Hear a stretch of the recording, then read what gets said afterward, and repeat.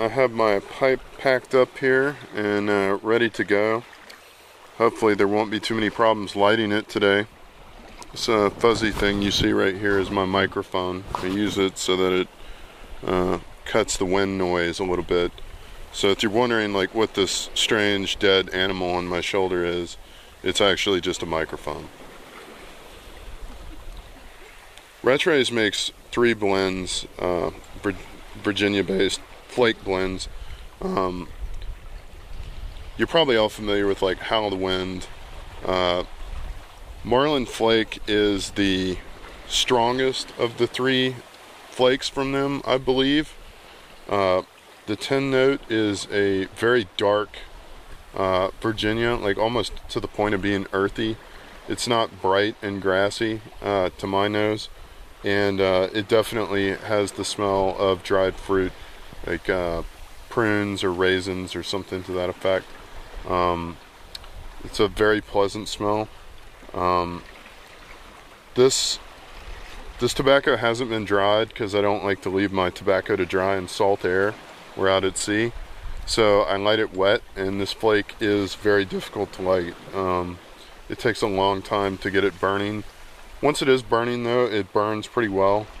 For this part I am going to possibly have to go below. I don't have my smoking jacket on to do my inside the jacket light, but I'll give it a go with my hat. Hats always make nice lighting holes, so let's see how this goes.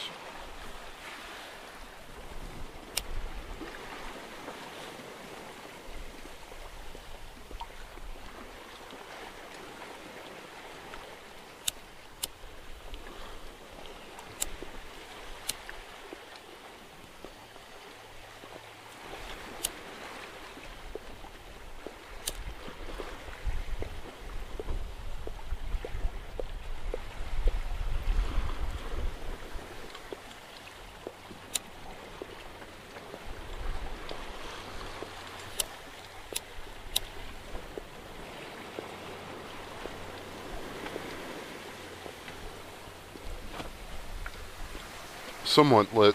Give it a minute. You can kind of consider that the pre-light. When you're out here, it can just be a real racket to try to get pipes lit, so you just take what you can. See if I can avoid setting my hat on fire though.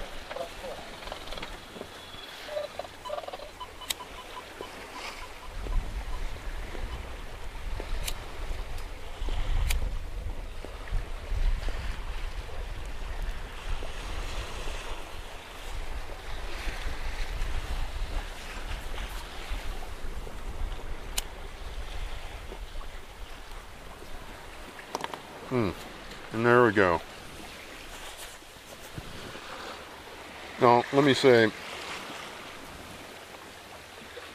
the pre-light and just getting this guy started, there's almost like a hint of chocolate at first, and then it's complemented by the Virginia sort of grassy hay flavor, very bright, almost sort of like the ginger or the hops of the tobacco world when you get a Virginia like that. It's very good. I like the start of this bowl. It is spicy to an extent.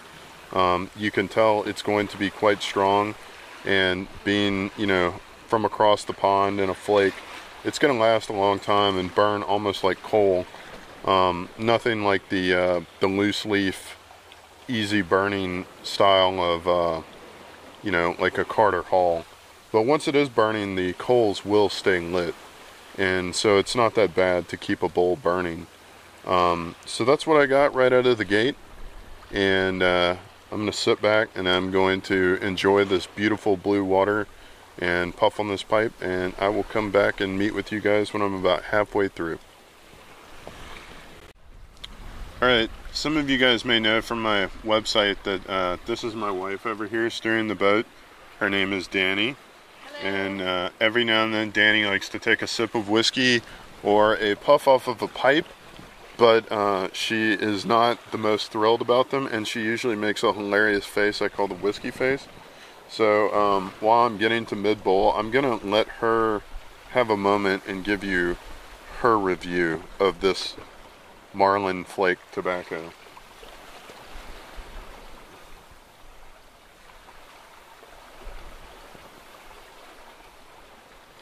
Lady review time.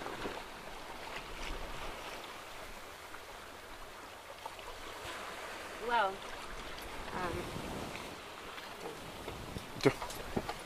I taste hints of tobacco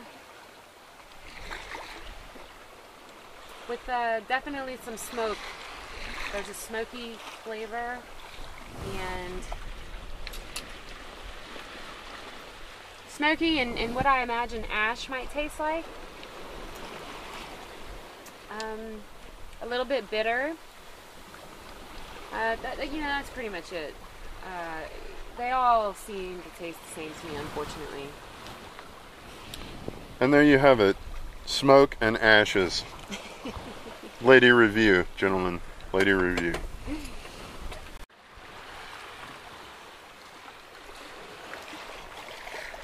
Well, gentlemen, I unfortunately smoked well past half this bowl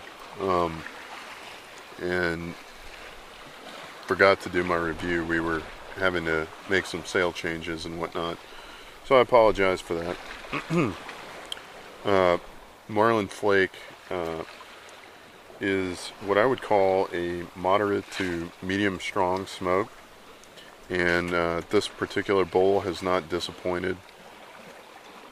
The flavor has stayed somewhat bright, but with undertones of dried fruit. There's a real natural sweetness to it, and also a little bit of a sour bitterness to it.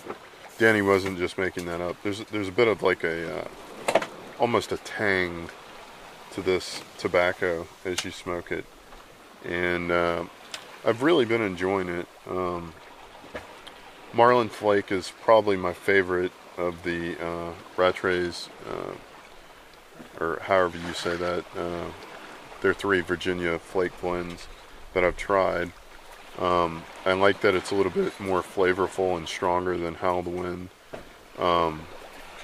And I suggest you try it if you like strong flakes. Be a little cautious because it does burn, like I said, more like a coal than like a kindling.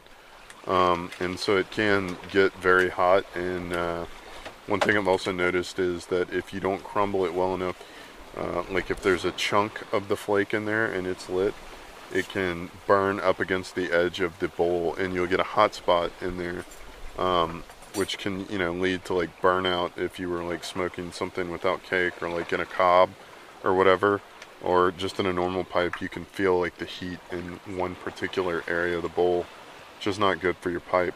So take care when crumbling this tobacco up and preparing it for your pipe. And with that, I will bid you guys adieu